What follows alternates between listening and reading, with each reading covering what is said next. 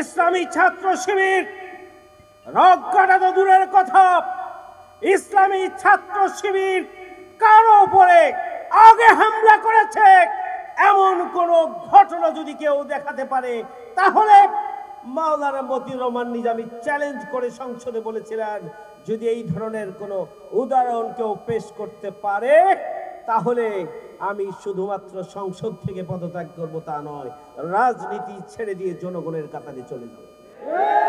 কিন্তু এই চ্যালেঞ্জ কেউ গ্রহণ করতে পারেননি। সংগ্রামী ভাইয়ের আমার, সুতরাং দুর্নীতি লুটপাটের মধ্যে আকণ্ঠ নিমজ্জিত যারা, প্রতিটি মুহূর্ত যাদের সামগ্রিক কার্যক্রম হচ্ছে লুটপাট, ছিনতাই, চাঁদাবাজি, সন্ত্রাস এবং দুর্নীতির মধ্যে যারা ডুবে আছে, জামাত ইসলামের বিরুদ্ধে তাদের বক্তব্য মানায় না। এটা একটা জাতির সাথে উপহাস ছাড়া আর কিছুই নয়। আপনাদের অনুরোধ করব, আপনারা যে বক্তব্যগুলো দেন এরপরে দেশ এবং জাতির ইয়াং জেনারেশন আপনাদের সোশ্যাল মিডিয়ায় কিভাবে সমাদর করেন সেগুলো আপনারা একটু কমেন্টসে গিয়ে দেখেন, সেগুলো একটু কমেন্টসে গিয়ে দেখেন, তাহলেই আপনাদের বক্তব্য বিবৃতি বন্ধ হয়ে যাবে। সংগ্রামী ভাইয়ের আমার, আমাদের ছাত্র সমাজ বুকের তাজা রক্ত দিয়ে বৈষম্য মুক্ত বাংলাদেশ গড়তে চেয়েছিল। তাদের স্লোগান ছিল উই ওয়ান্ট জাস্টিস, আমরা ন্যায় বিচার চাই।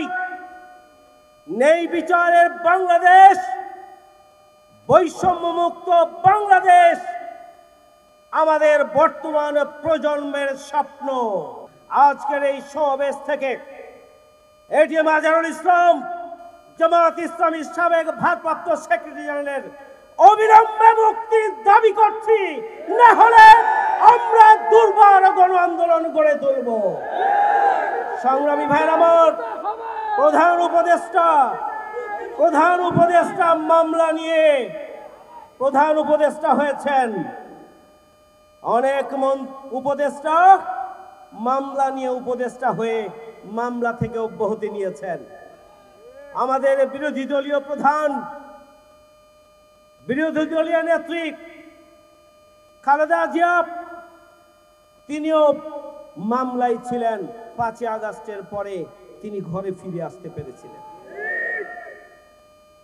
জামাত ইসলামের অন্যতম সহকারী সেক্রেটারি জেনারেল, সাবেক ভারপ্রাপ্ত সেক্রেটারি জেনারেল এটিএম আজহারুল ইসলামকে কোন কারণে এখন পর্যন্ত মুক্তি দেওয়া হলো না, বাংলাদেশের জনগণ তা জানতে চায়। সংগ্রামী ভাইয়ের আমার, জামাত ইসলামী বাংলাদেশ কম কুরবানি করে নাই, 5 শতাধিক নেতাকর্মী জীবন দিয়েছে। জামাত ইসলামীর কেন্দ্রীয় অফিস থেকে শুরু করে সকল ইউনিট, ওয়ার্ডের অফিস পর্যন্ত বন্ধ করে দেওয়া হয়েছিল।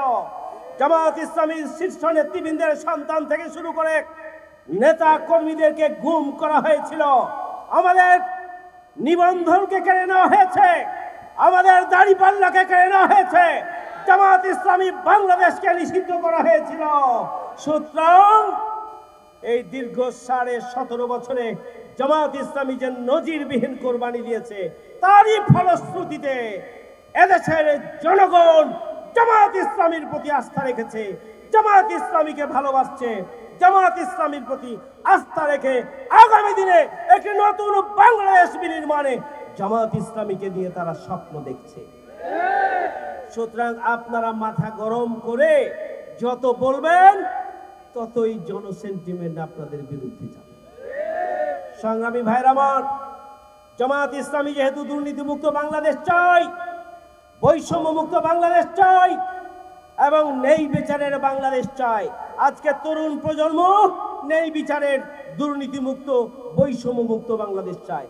আজকের জনগণ দুর্নীতিমুক্ত, টেন্ডার মুক্ত, বৈষম্য মুক্ত, সন্ত্রাস মুক্ত নতুন বাংলাদেশ চায়। সুতরাং ছাত্রদের স্বপ্ন, জনগণের স্বপ্ন, জামাত ইসলামীর স্বপ্ন এবং কর্মসূচি আজকে একাকার হয়ে গিয়েছে। আর এই জন্যই আমাদের বন্ধুবর রাজনৈতিক দল তাদের মাথা এত নষ্ট হয়ে গিয়েছে।